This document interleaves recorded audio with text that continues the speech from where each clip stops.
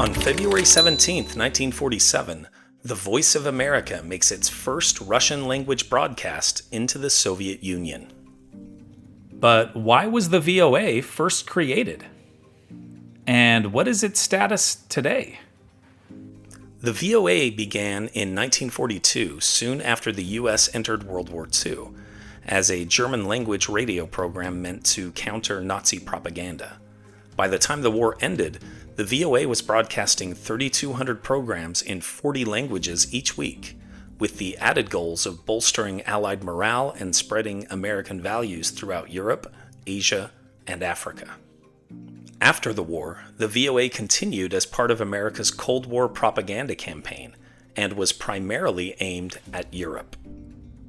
In 1947, it directed its first Russian-language broadcast at the Soviet Union with the words, "Hello, this is New York calling."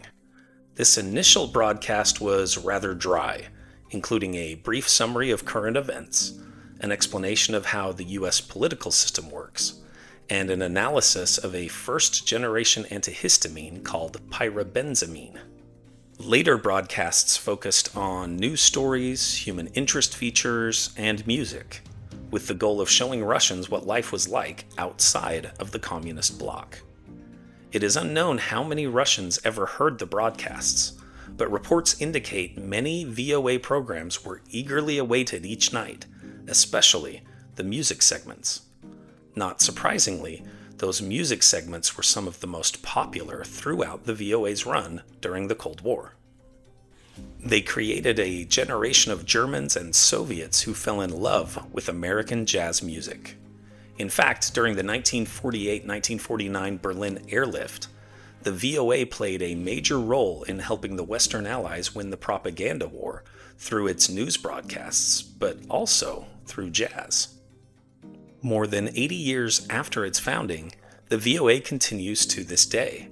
It is funded by the U.S. Agency for Global Media, with headquarters on Independence Avenue in Washington, D.C. In 2024, the VOA had an annual budget of $268 million and employed 961 staff members.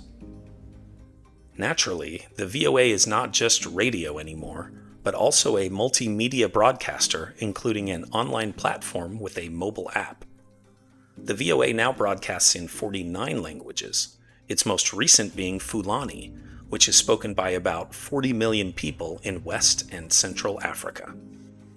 The Voice of America is, in fact, the largest U.S. international broadcaster, with a weekly worldwide audience of 362 million people, which has increased significantly from 237 million in 2016.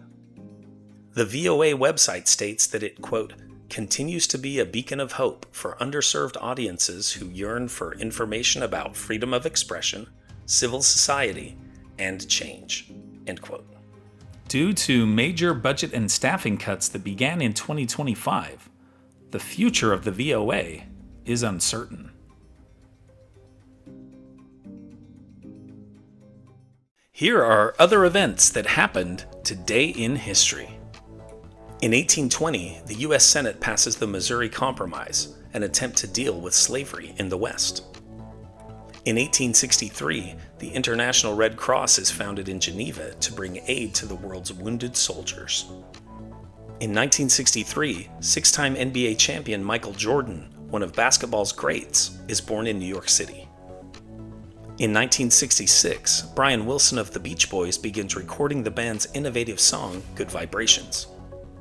In 1972, the Volkswagen Beetle breaks the world car production record held by Ford's iconic Model T. In 1996, world chess champion Garry Kasparov triumphs over Deep Blue, IBM's chess-playing computer. In 2022, WNBA star Brittany Griner is detained in Russia for allegedly possessing cannabis in her luggage.